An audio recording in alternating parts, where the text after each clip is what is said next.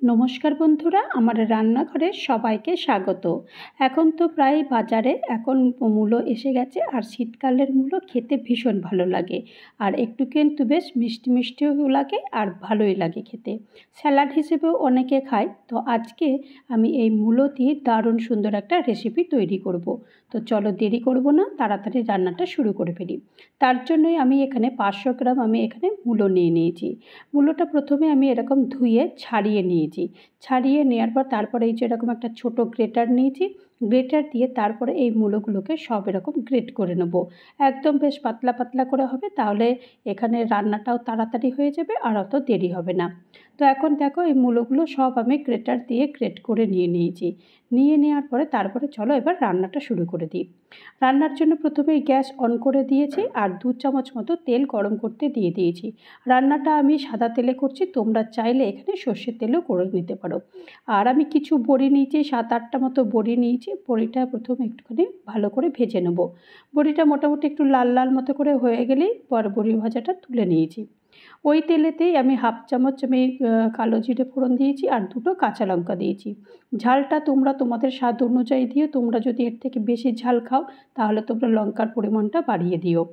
আর এখন এই মূলোগুলো যেগুলো গ্রেট করে রেখেছি সেই মূলোর পুরোটাই দিয়ে দিয়েছি। স্বাদ মতো নুন দিয়ে দিয়েছি আর 1/2 চামচ মতো এখানে হলুদ গুঁড়ো দিয়ে দিয়েছি।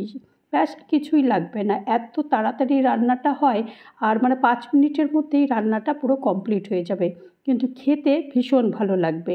আর মূলো খাওয়া প্রত্যেকেরই খুবই উপকারী মূলো, কারণ মূলোর মধ্যে অনেক ফাইবারও থাকে, আর ফাইবার আমাদের শরীরের জন্য ভীষণই উপকারী।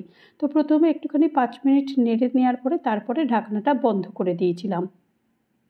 ঢাকনা বন্ধ করে দেওয়ার পরে তারপরে আবারও ঢাকনা খুলে দিয়েছি। খুলে দেওয়ার পরে আবারও এরকম মূলোটা এরকম ভালো করে নেড়ে চেড়ে দিচ্ছি। মূলোটা একটুখানি ভালো করে একটু ভাজা ভাজা করব। এই মূলো থেকে যে জলটা বেরোবে সেই জলটা যতক্ষণ পর্যন্ত না শুকোবে ততক্ষণ পর্যন্ত এইভাবেই মূলোটাকে এরকম ভেজে নিতে হবে। আর কিছুই নেই, খুবই তাড়াতাড়ি রান্নাটা হয়ে যায়। যে রান্না পারে না সেও বোধহয় এই মূলোর রান্নাটা করতে পারবে। ভীষণই ইজি হয় আর খেতে ভীষণ ভালো লাগে।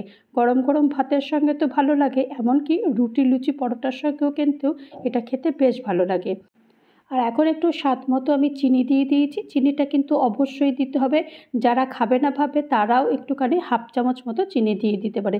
চিনিটা না দিলে কিন্তু এই যে আসল মূলোর স্বাদটা, সেই স্বাদটা কিন্তু আসবে না। আর এখন সব শেষে বড়িগুলো আমি এরকম একটুখানি ভেঙে রেখেছিলাম, সেই ভেঙে যাওয়া বড়িগুলো এগুলো সব দিয়ে দিয়েছি। দিয়ে তারপর এটাকে ভালো করে নেড়ে চেড়ে দিয়েছি। নেড়ে চেড়ে দেওয়ার পরে আরেকটু স্বাদের জন্য আমি এখানে ধনেপাতা দেবো, কারণ যেহেতু শীতকালের মূলো এবং শীতকালে তো ধনেপাতা বেশ সুন্দর পাওয়া যায়।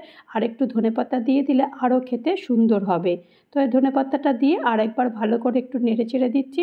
ব্যাস, তো আর কিছুই লাগবে না। কতটা তাড়াতাড়ি 5 মিনিটের মধ্যে বোধহয় রান্নাটা কমপ্লিট হয়ে গেল। তো চলো এটাকে সার্ভ করে দেখাই শেষমেশ রান্নাটা কেমন লাগলো। তো দেখো আমি তো একটা প্লেটে ঢেলে দিয়েছি। তো তৈরি হয়ে গেল আমার মূলো ছেচকি।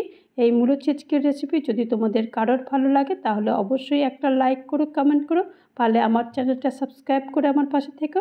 আর যারা নতুন বন্ধু হয়ে আমার চ্যানেলে ভিজিট করেছো তাদেরকে অজস্র ধন্যবাদ। আর যারা এখনও পর্যন্ত আমার চ্যানেলটা সাবস্ক্রাইব করোনি তাদেরকে অনুরোধ করব চ্যানেলটা সাবস্ক্রাইব করতে। আবারও নতুন কোনো একটা ভিডিও নিয়ে তোমাদের মাঝে চলে আসবো। ততক্ষণের জন্য তোমরা সবাই ভালো থাকো, সুস্থ থেকো আর আমার চ্যানেলের সাথে থেকো। নমস্কার।